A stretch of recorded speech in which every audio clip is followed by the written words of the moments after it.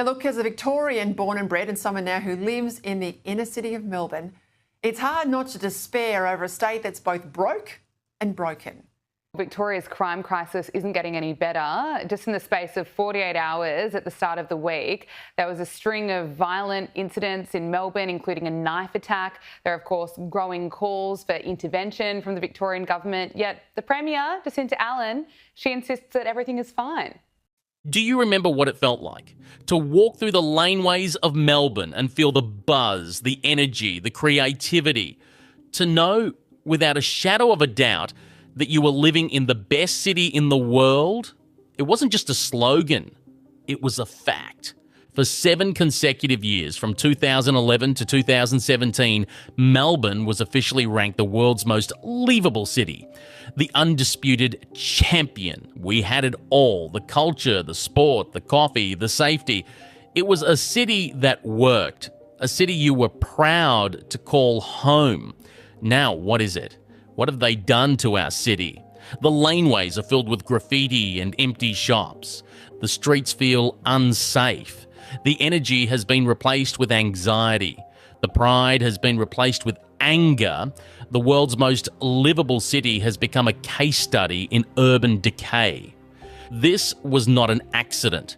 This was not a natural decline. This was a demolition, a deliberate, systematic, and ruthless destruction of a great Australian city, orchestrated by a government that has treated its citizens with contempt. They took a masterpiece and they threw paint stripper on it. They took a finely tuned engine and they poured sand in the gears. This is the story of how they killed Melbourne.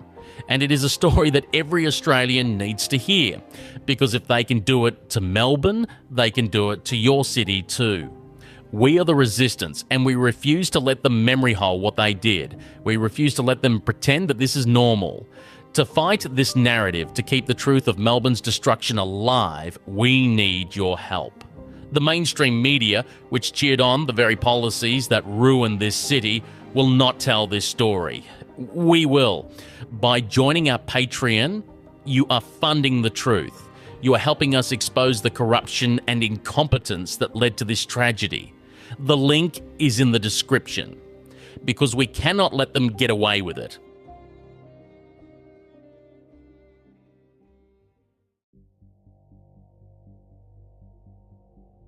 Let's start with the most visceral sign of Melbourne's decay: the explosion of crime.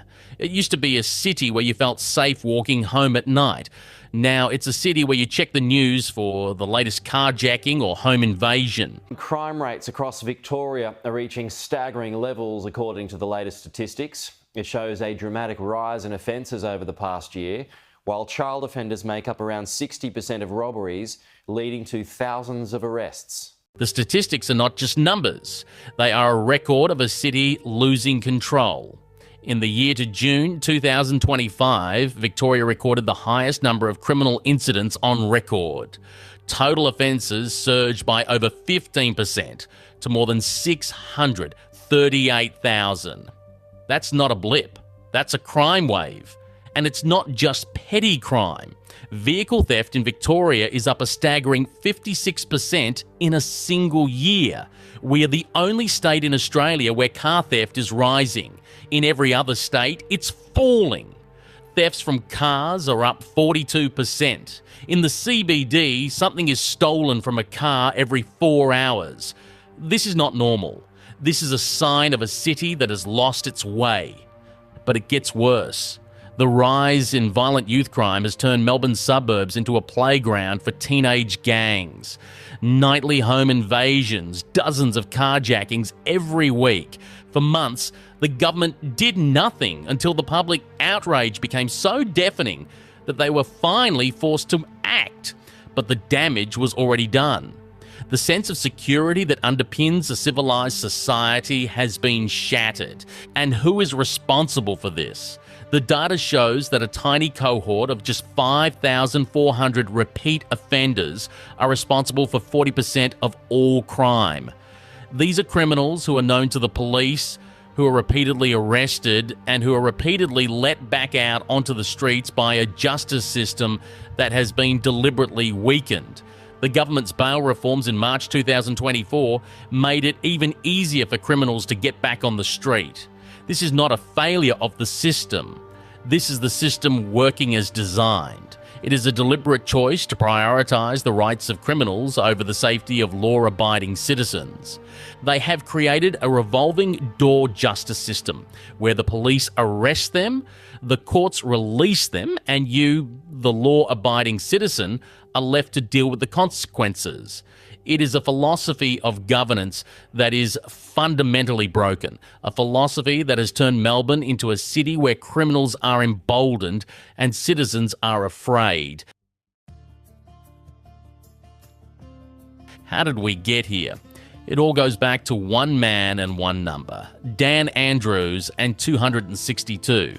For 262 days, the people of Melbourne were subjected to the longest and harshest COVID lockdown in the entire world.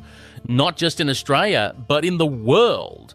6 separate lockdowns, including the brutal 111-day lockdown of 2020, we were confined to our homes, forbidden from travelling more than 5 kilometres, subjected to a curfew that was later revealed to have no basis in health advice.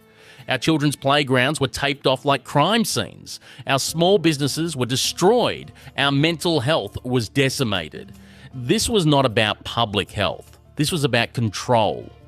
While other cities in Australia and around the world found ways to live with the virus, Dan Andrews chose to turn Melbourne into a prison. He wielded the blunt instrument of lockdown with a relish that was disturbing, ignoring the pleas of business owners, the warnings of mental health experts, and the basic human need for freedom and connection.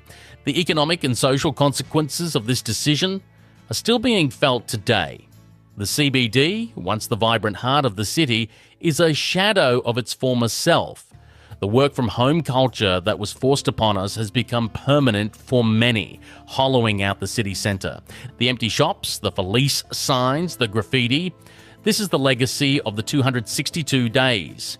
It was a deliberate act of economic and social vandalism from which Melbourne may never fully recover. While the city was still reeling from the lockdowns, the government unleashed its next act of destruction, a tidal wave of mass immigration without any plan for the infrastructure to support it. Melbourne is now a city bursting at the seams. The roads are choked with traffic. The public transport is overcrowded, and the housing market is a humanitarian crisis. The median house price is soaring towards $1.1 million, not because the city is a desirable place to live, but because the government is deliberately importing more demand than there is supply. This is the great betrayal. The same government that locked you in your home for 262 days is now telling you that you have to compete with hundreds of thousands of new arrivals for a place to live. They are sacrificing the quality of life of existing Melburnians to fuel a Ponzi scheme of population growth. And where is the money for the new hospitals, the new schools, the new trains and roads that this population growth requires? It has been squandered. Billions wasted on botched projects, on cost overruns, on a government that is drowning in debt.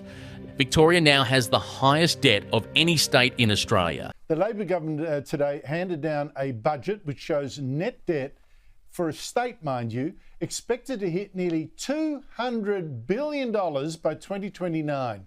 The highest taxes, the weakest economy. And what do we have to show for it? A city that is less livable, more dangerous, and more expensive than ever before. We are paying a premium for a product that is broken. Sydney, Brisbane, Perth, they are all doing better. They didn't have a leader who was obsessed with control, who was willing to sacrifice his own city to build his own political legacy. They didn't have 262 days of darkness. They didn't have a government that saw its citizens not as people to be served, but as problems to be managed. So, what is the future for Melbourne? Can it recover? The answer is yes, but it will not be easy, and it will not happen under the current government. To fix Melbourne, we need a complete change of direction. We need a government that is tough on crime, that puts the rights of victims before the rights of criminals. We need a government that will cut immigration to a sustainable level, that will build the infrastructure we need, that will make housing affordable again. We need a government that will revitalise the CBD, that will support small businesses, that will bring the energy and creativity back to our city. Most of all, we need a government that is accountable to the people, that admits its mistakes, and that works to restore the trust that has been so comprehensively shattered. We need leaders who see Melbourne not as a personal fiefdom or a social experiment, but as a home to millions of people who deserve to feel safe, prosperous, and proud of their city. The decline of Melbourne was not inevitable. It was a choice, a series of deliberate, destructive choices made by a government that has failed its people. And in November 2026, the people of Victoria will have a choice of their own. They can choose to continue down this path of decline, or they can choose to take their city back. If you are from Melbourne, you have lived through this decline. You have seen your city change before your very eyes. You have felt the frustration, the anger, the sense of loss. We want to hear your story. Share your experience in the comments below. Let's create a record of what they did to our city, a testament that cannot be ignored. By supporting this channel on Patreon, you are helping us to hold these people to account. You're ensuring that the story of Melbourne's destruction is told not just in Victoria, but across Australia. This is a warning to every citizen in this country about what happens when you give a government too much power and when you allow them to rule by fear. The link is in the description. Join the resistance. Let's fight for the future of our cities and for the soul of Melbourne. To see the latest Australian crisis, click this video here.